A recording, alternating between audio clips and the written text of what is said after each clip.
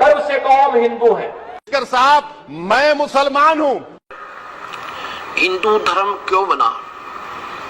हिंदू धर्म यूं बना कि आर्य लोगों में महाभारत के बाद त्रुटि आ गई, क्योंकि ना जाने कितने दुनिया मर गई थी।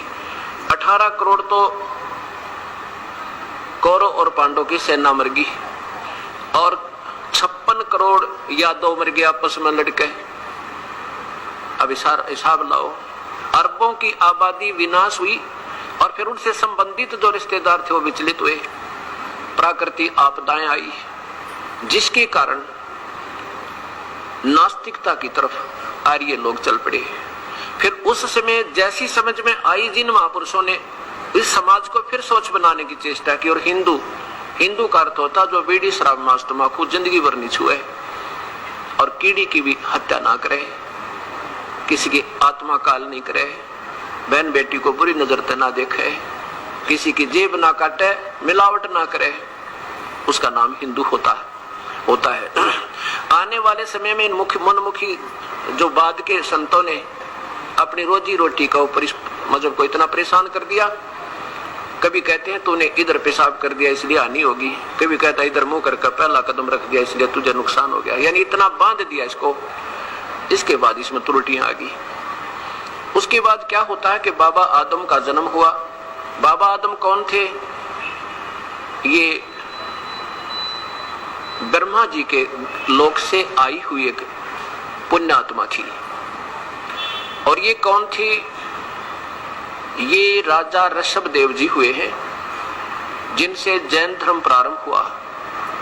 ये ऋषभदेव जी की आत्मा बाबा आदम हुए, क्योंकि हमारे संस्कार एक दूसरे में रले मिले हैं। हम पहले अलग नहीं थे। 3 युग का हिसाब लगा लो, चाहे कोई हिंदू या मुसलमान, सिख या ईसाई कोई मजहब बना होता है, इसलिए हमारे सब पूर्वज एक हैं और हमारे संस्कार एक दूसरे के साथ युगों के जुड़े हुए हैं। तो आज हम हिंदू हैं, कल हम मुसलमान के घर जन्म लेंगे, कोई फाउंडेशन नहीं है। ये तो आपकी अपनी बनाई हुई सीमा है, भगवान की नहीं। कोई मुसलमान है वो सिख बनेगा, वो सिख है वो ईसाई बन जाएगा, और हिंदू है वो मुसलमान सिख ईसाई कहीं भी हम जन्म ले सके, क्योंकि हमारे पूर्वज एक थे। अब उसके बाद चलते चलते क्या हुआ कि ईसा जी, अब जब भी समाज में किसी व्यक्ति विशेष या मजहब से संबंध नहीं होता, भगत समाज में, और जो संत प्रभु की प्रेरणा सतपूर्ण परमात्मा की या जिस भी भगवान की तरफ से भेजे जाते हैं, वो अपनी हर संभव कोशिश करके और पुण्य आत्माओं को मार्गदर्शन जैसा उनको ज्ञान है वो सही बताने की चेष्टा करते हैं। ईसा जी का जन्म हुआ। ईसा जी ने यही क्रिया की, पूजा जो आन उपासनाएं थी वो बंद करवाई। बीड़ी शराब मांस तंबाकू अपने उन अनुयायियों का बिल्कुल बंद करवा दिया था ईसा जी ने, कि भी मृत्यु बेशक हो जाए पर मांस, बीड़ी शराब मांस तंबाकू छूना तक नहीं है अगर भक्ति चाहिए तो। और ये धार्मिकता का पहले लक्षण है। उसके बाद ईसाई धर्म में फिर त्रुटियां आ जाती हैं काफी समय हो जाने से। फिर हजरत मोहम्मद जी का जन्म हुआ। हजरत मोहम्मद जी, ईसा जी कौन थे? ईसा जो है विष्णु जी के लोक से आई हुई एक पुण्य आत्मा थी। और अब क्या होता है कि हम युगों के ऋषि रहे हो, आप आज के नहीं है, और वो हमारे पुण्य संस्कार आज भी विद्यमान है और पाप भी है। पुण्यों के आधार पर मनुष्य शरीर प्राप्त हुआ आपको, और उसमें प्रभु की कसक फिर भी आप में विद्यमान है।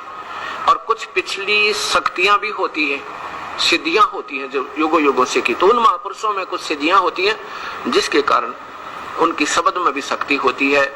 आम व्यक्ति से उसका अलग से कुछ विलक्षण लक्षण भी होते हैं। हजरत ईसा जी जो हैं ये विष्णु जी के लोक से आए हुए, और मूसा जी ये भी विष्णु लोक से आई हुई आत्माएं थी, गण थे। और हजरत मोहम्मद ये भगवान शिव के लोक से आए थे। ये एक अच्छी आत्मा थी, पिछले जन्म जन्मांतर के ऋषि थे, और फिर भक्ति की कसक थी, और ये भी फिर अपना जैसी साधना इसको प्राप्त थी लगे हुए थे। बाद में फिर एक जिब्राइल नाम का फरिश्ता अब काल प्रेरणा से उनके पास आया, उनको फिर भक्ति मार्ग अपना हिसाब से बताया कि एक प्रभु की भक्ति करनी चाहिए और नहीं करनी। ऐसे ये हमारे मजहब प्राप्त मजहब बन गए। मुसलमान, जब हजरत मोहम्मद जी ने मुसलमान धर्म की, एक मुसलमान का अर्थ होता है वो पुण्यात्मा जो बीड़ी शराब मांस तंबाकू कभी ना छुए, किसी की आत्मा नहीं दुखावे। यहां तक मना किया हजरत मोहम्मद जी ने कि कोई ब्याज भी नहीं लेगा। ब्याज को भी जो बुरा बतावे क्या वो मांस खाने की सलाह दे देगा वो पुण्यात्मा? कभी नहीं। ये अब वर्तमान के लोगों की अपनी अटकलें हैं। 1,80,000 हजरत मोहम्मद जी के अनुयायी हुए थे, वो पुण्यात्मा पाक आत्मा, उन्होंने कभी मांस को छुआ तक नहीं। और ना शराब हुक्का तमाकू, ये तो वैसे ही नहीं, बीमारी पहले थी। अब काफी समय उपरांत सिख धर्म, वैसे तो गुरु नानक देव जी से लेकर जो 10 सच्चे बादशाह हुए हैं तो 9 तक तो कोई मजहब था ही नहीं। 10 में गुरु गोविंद सिंह जी ने भी मजहब नहीं, एक मजबूरी बन गई थी उनकी। क्या हो गया था कि मुसलमान लोग हिंदुओं को जबरदस्ती मुसलमान बना रहे थे। और मुसलमान हिंदुओं को मुसलमान क्यों बना रहे थे? उन्हें क्या शौक था? उन्होंने अपनी पूजा को, जो वो कर रहे हैं, क्या कर रहे हैं कि हजरत मोहम्मद जी को जब्राइल देवता एक फरिश्ता आया और उसने कहा कि ये और बुत मूर्ति पूजा बंद करो, अन्य देवताओं की पूजा मत करो, एक प्रभु की आराधना करो। इस करके उन्होंने ये लिखा, अब दिखाऊंगा आपको कुरान शरीफ में लिखा है कि जो एक परमात्मा ने छोड़कर आन उपासना करते हैं देवताओं की, पुरुषों की, दूसरों की, वो तो काफिर कहा है, वो तो मूर्ख आत्मा। जैसे गीता जी में आपने 7वें अध्याय के 12 से लेकर 15 श्लोक पढ़ा था कि ब्रह्मा विष्णु महेश और नीचे के जितने भी देवता हैं इनकी पूजा मूर्ख लोग करते हैं।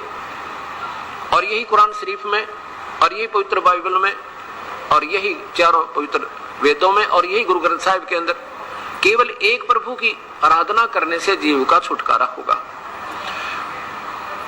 तो मुसलमान अपनी साधना को सर्वश्रेष्ठ मान करके हम एक पूजा करते हैं, हिंदू हजारों कर रहे हैं।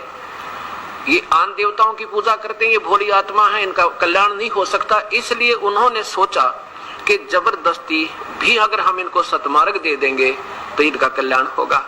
जैसे बच्चे को माता पिता ना दूध पीवा जबरदस्ती पिला देता है, ले बेटा पी ले, ले बेटा पी ले, और इंजेक्शन नहीं लगवावे तो भी पकड़ कर लगवा देते हैं कि इसका कल्याण हो जाए, बुरा इसकी बीमारी कट जाए। ये सोचकर मुसलमान लोग अपनी साधना को सर्वप्रिय मानकर और हिंदुओं को जबरदस्ती मुसलमान बनाकर फिर उनको प्यार से बैठा कर भाई ऐसे नमाज पढ़ो, ऐसा सुबह ऐसे करो, ऐसा करो, ऐसे समझाते थे।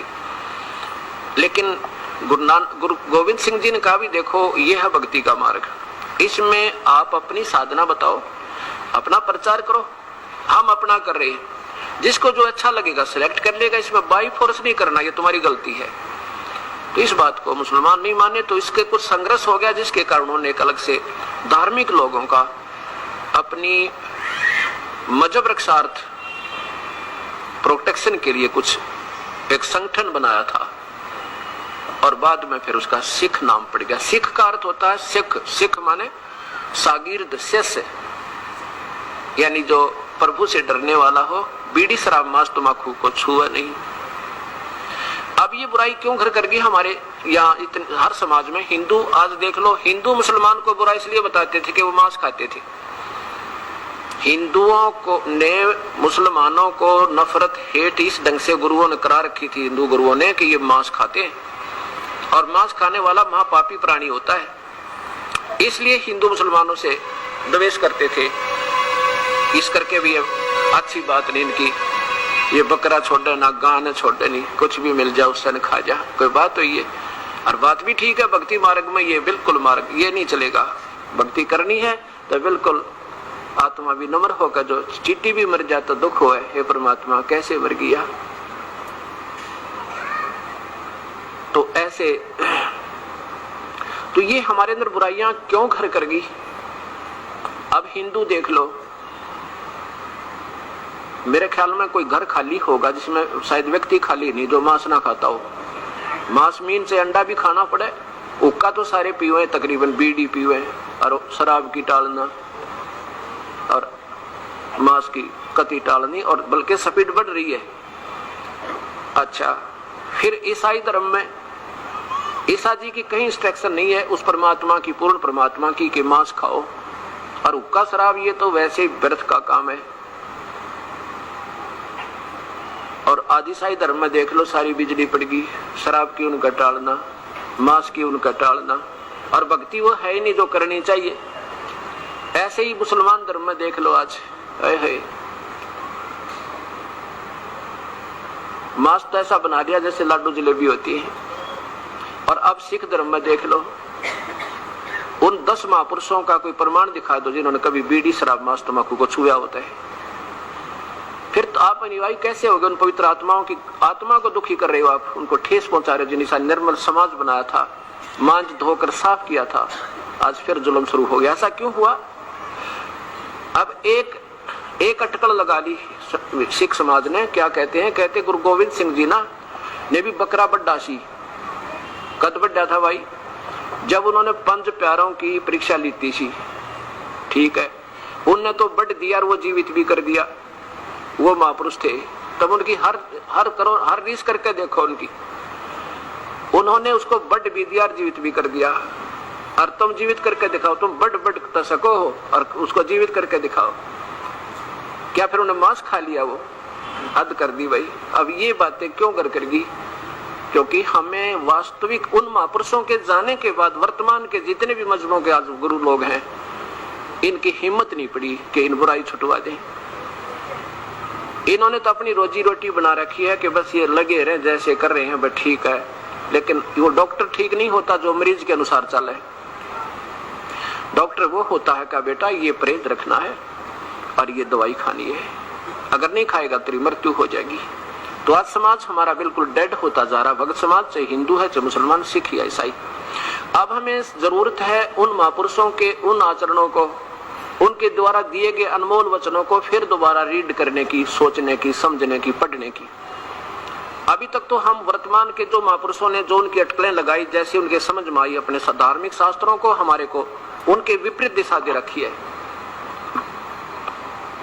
अब मुसलमान क्या कहते हैं कि हमारे हजरत मोहम्मद भी भोग लगाते थे। नादान कहीं के पीछे महापुरुषों को बदनाम करने लग रही है इसी प्यारी आत्मा। कहते हैं परमात्मा कबीर साहब के पूर्ण परमात्मा के दर्शन हुए थे गरीबदास जी महाराज ने, और उनकी रजा से फिर उन्हें बताया कि कबीर साहब ने बताया है कि नबी मोहम्मद नमस्कार है वो राम रसूल कहाया, 1,80,000 को सौगंध जिन नहीं कर चलाया। 1,80,000 वो पैगंबर अनुयायी हुए थे हजरत मोहम्मद जी के। कहते कसम है उन महापुरुषों ने कदे कर्द ऐसे नहीं चलाया जैसे तुमने जुल्म कर रखा है। उन्हें कभी कर्द नहीं चलाया, कभी मांस नहीं खाया। क्या बताते हैं कि अलह अरस पुरुष पर अलह तकत है, ऊपर परमात्मा का अरस में आसमान में एक सतलोक है, सचखंड है, वहां परमात्मा अपने सतकत पर विराजमान है। अरस पुरुष पर अलह तकत है, खालिक बिन नहीं खाली, और वह पैगंबर पाक पुरुष थे साहिब के अब्दाली। कहते हुए पैगंबर हजरत मोहम्मद, हजरत मूसा, हजरत ईसा जैसे वो तो पाक पुरुष थे, पवित्र आत्मा थी, साहिब के अब्दाली यानी परमात्मा की कृपा पात्र थे। उन्होंने 1,80,000 को सौगंध जिन नहीं कर चला। अब मुसलमान धर्म ने किसी से बच्चे तो पूछ कर देख लो, कोई नहीं मानने कि हजरत मोहम्मद जी मांस नहीं खाते थे। ठीक है, उन्होंने जब तक ज्ञान ना हुआ होगा तो दूसरी बात है। देखो ना जाने कौन की गलती कर ले। अपनी 40 वर्ष की उम्र में उनको जब ये जबराइल जी आकर मिले थे, उसके बाद उन्होंने छुआ तक नहीं किसी मांस मिट्टी को। अब सिख समाज में कोई बात करके देखो, अब तो चलो ये यूं नहीं कहते कि हमारे गुरु लोग भी खाया करते थे, शुक्र है अब तक ये तो बंद है कि वो नहीं कह रहे कि वो भी खाते थे। और 1000 वर्ष के बाद दिखा दूंगा इस समाज में कोई नो कहने वाला नहीं मिलेगा, बल्कि यूं कहेंगे साढ़े गुरु नानक देव जी भोग लगाते सी, ये कहने लग जाएंगे, उन महापुरुषों को बदनाम करने लग जाएंगे। अब देखो उन महापुरुषों ने ये भी तो 300 वर्ष भी ना हो इस सिख धर्म की स्थापना को, और इसमें इतनी बुराई कर की बीड़ी तो चलो नहीं पीते, मांस और शराब, हे भगवान तरह गजब हो। अब बुराई करें वो लोग और दुख हो हमने, क्योंकि ये प्यारी आत्मा दिशा भूल गई। उन अपने महापुरुषों के, उन पूर्वजों के वंशजों के ऐसा जुल्म करने लगे, उनकी आत्मा रो रही है वहां पर। तो अब हमने इसको फिर देखना होगा और हमने फिर इस भक्ति मार्ग को एक रस करना होगा। समाज से बीड़ी शराब मांस तंबाकू ये बिल्कुल हटेगी जब ये भक्ति चलेगी, नहीं तो केवल नाटकबाजी है, करते रहो, लाख जन्म भी सफल नहीं हो सकते। जरा सी बुराई करके यदि भक्ति करना चाहते हैं